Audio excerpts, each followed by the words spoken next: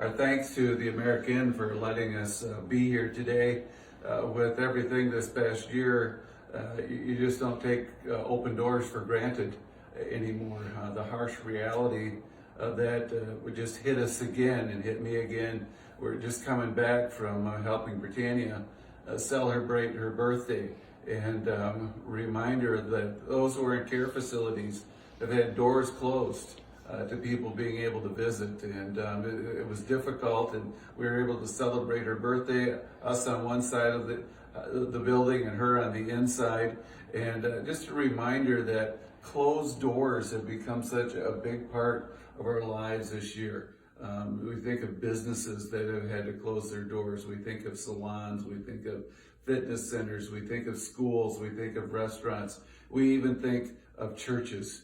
And but it's not just been the closed doors of care facilities and the closed doors of businesses that have been brought to our attention and made us realize that closed doors are a part of our life. But back earlier this year with the killing of George Floyd, it was brought to the forefront again about doors that have been closed for people of color and people of gender and people of religion and other backgrounds through the years. And we can maybe argue the methods that was used to protest it, but we cannot argue the fact that we have lived in a world for a long time in which there are a lot of closed doors.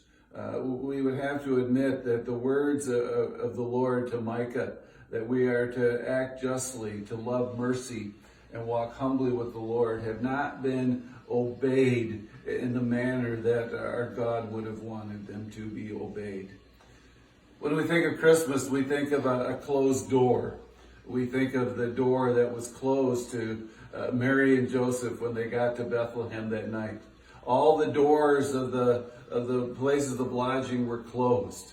And here they had experienced this time of travel, and now they experience the inconvenience of a door that is closed. And where would they go?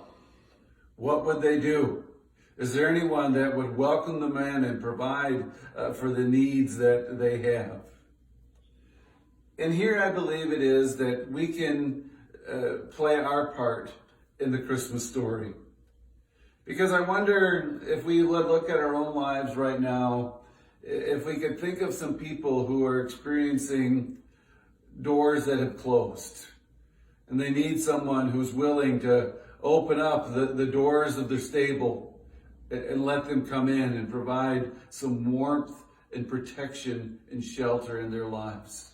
Maybe it's someone who's lonely and the doors have been closed to contact. Is there someone that we can reach out to? Is there someone who's been oppressed and feeling ostracized that we need to open the door of our hearts to? Is there someone who's been discriminated against for a period of time that they just need us to open up the doors of our lives so that they feel like the most important person in the world?